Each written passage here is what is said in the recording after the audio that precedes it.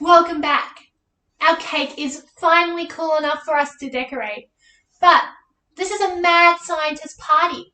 We need to decorate this cake in the most innovative way possible. So I thought we could decorate this cake with some edible slime icing and a confetti sprinkle cannon. How cool does that sound? Let's get to experimental decorating. So what you'll need to make your delicious edible slime icing is some gummy lollies.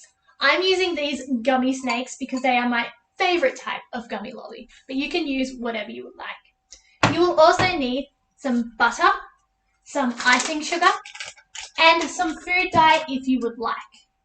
You'll also need your parents' help with this one because it can get quite hot. The exact proportions of everything I am using are listed in the description below, but I'm going to zoom in on my stovetop now so you can follow along with me. So the first step for making your slime icing is to add butter and your gummy lollies into a pan and melt them.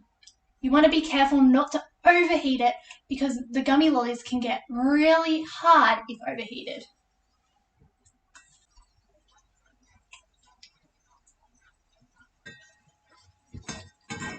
So once your gummy lollies are melted, you're going to want to add your food dye and your icing sugar.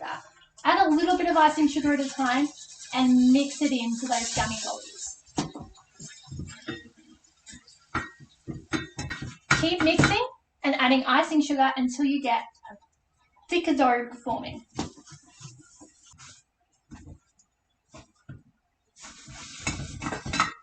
Let it cool down and then we'll be able to knead it with our hands and play with it just like slime.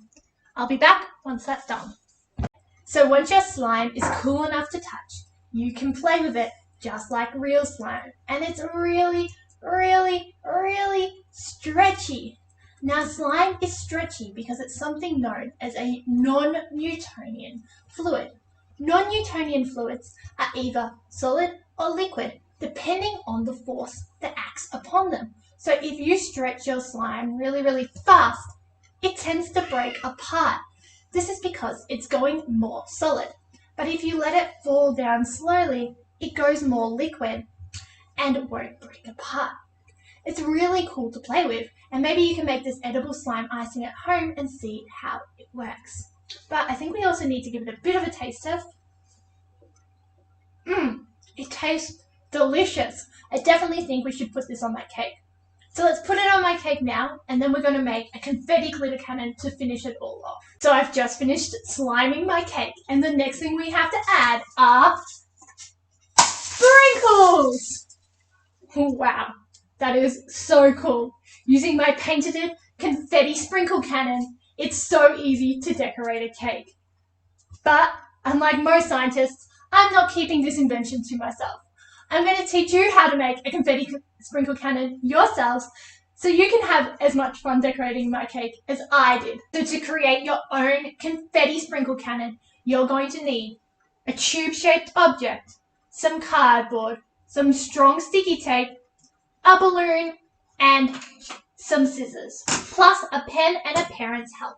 Your first step is you're going to take your tube-shaped object and you're going to cut the bottom off it. If your tube-shaped object is already hollow on both ends, you can skip this step. Mine isn't, so I'm going to stab a hole in it and then cut it out. Once you can see through your object, the next step is you are going to trace the bottom of your cup or your object onto a piece of cardboard and then cut out that shape. You'll need a pen to be able to do that.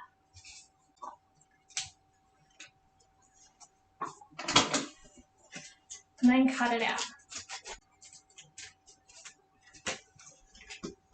You're going to keep hold of this, but just put it to the side for now. Because the next step is to grab your balloon and tie it up just like you would if you had blown it up. So once your balloon is all tied up, you're going to grab your scissors and you're just going to trim this very top bit off.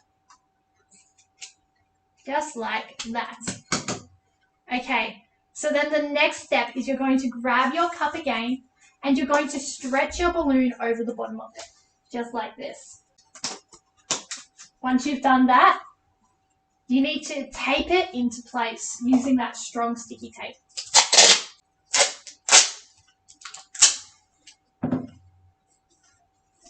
Okay, your final step is you're going to put your paper circle you cut out inside your confetti sprinkle cannon. Now, we're going to use the stretchy polymers of the balloon to apply a force to that cardboard, which is going to push out whatever's inside it.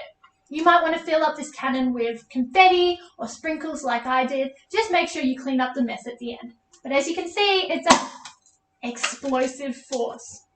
But it's almost time for our last video. We're going to put some candles on this cake and blow them out and say goodbye to this mad scientist party. Head on over to our last video to watch that. I'll see you there. Bye!